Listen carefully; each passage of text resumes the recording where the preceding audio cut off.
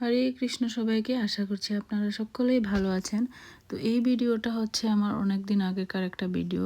8 ফেব্রুয়ারিতে যখন ভৈমী একাদশী বা জয়া একাদশী ছিল সেই দিনকার ভিডিও। তো এই ভিডিওতে দেখতে পাবেন আমি কি করতেছি। খুবই দেরি হয়ে গেছিলো, একটুখানি বাইরে গিয়েছিলাম একটু কাজে। তো আস্তে আস্তে এই যে দেখো ঘড়িতে দেখা যাচ্ছে 1:45 বাজে, তখন আমি রান্না বসালাম। তো সেই জন্যই আমি চার চুলাতে বসিয়ে দিছি, সব যাতে তাড়াহুড়ো করে হয়ে যায়। তো এই দিকে হচ্ছে গিয়ে আমি পায়েস করতেছিলাম। আর সেই দিন ছিল স্যাটারডে, সৎসঙ্গও থাকে আমাদের, সবাই আমরা গেদার হই সেখানে। তো সেই জন্য আমার পায়েস নিয়ে যাওয়ার কথা, তো আমি পায়েস বসিয়ে দিছি এদিকে। আর এদিকে হচ্ছে গিয়ে কিনোয়া বসিয়ে দিছি।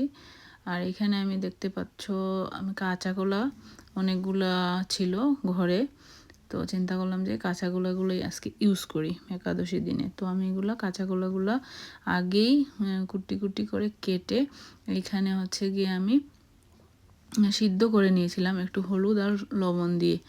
তো কাঁচা কলাটা অলরেডি মোটামুটি হাফ মতো সিদ্ধ। আর এখানে তেলের মধ্যে দিয়ে দিছিলাম হচ্ছে গিয়ে জিরে, আর এই যে দেখো দিয়ে দিচ্ছি হচ্ছে গিয়ে পিঙ্ক সল্ট। তো এখানে আমার কাঁচা কলাটা ভাজি করব, তো কিনোয়ার সাথে খেতে ভালো লাগবে। হ্যাঁ, আর এদিকে কিনোয়াটাও প্রায় হয়ে আসতেছে। তো একাদশীর দিনে সবাই অনেক বেশি আরও হাংরি হয়, সেই জন্য রান্না করতে হয়। আমি চেষ্টা করি একাদশীর দিনে ইদানিং যাতে একটু ফলমূল খেয়েই থাকতে পারে, কিন্তু যেহেতু আমার ঘরে বাচ্চারাও একাদশী পালন করে সেই জন্য রান্না করতেই হয় একাদশীর দিনে। তো এদিকে পায়েসটা হয়ে আসতেছে।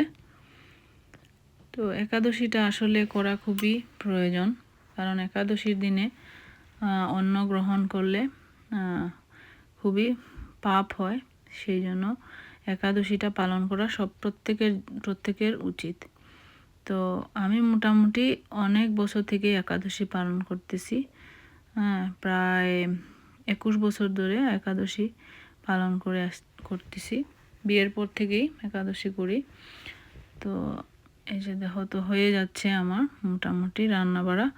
আর এখন আমি ভগবানের জন্য প্লেটটা রেডি করতেছি। তো যে দেখো আমি একটু অ্যাভোকাডো কেটে দিলাম ভগবানকে। এদিকে পিনাটগুলোকে একটু খোসা ছাড়িয়ে নিছি।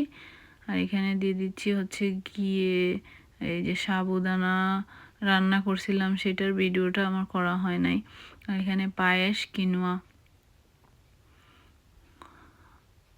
তো এইভাবে আমি ভগবানের থালাটা রেডি করলাম।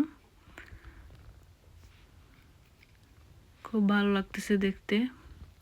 আর তারপর হচ্ছে গিয়ে তুলসী পত্র দিয়ে দিচ্ছি।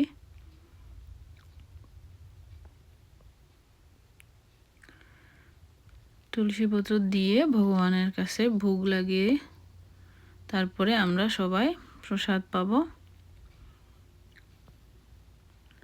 তো এই যে দেখো ভগবানের ভোগ লাগানো হয়ে গেছে, আর ভোগ দর্শন করো, ভোগ দর্শনে দুর্ভোগ কাটে। তো এই যে দেখো পুরা দর্শনটা করে নাও ভগবানের। তো হরে কৃষ্ণ।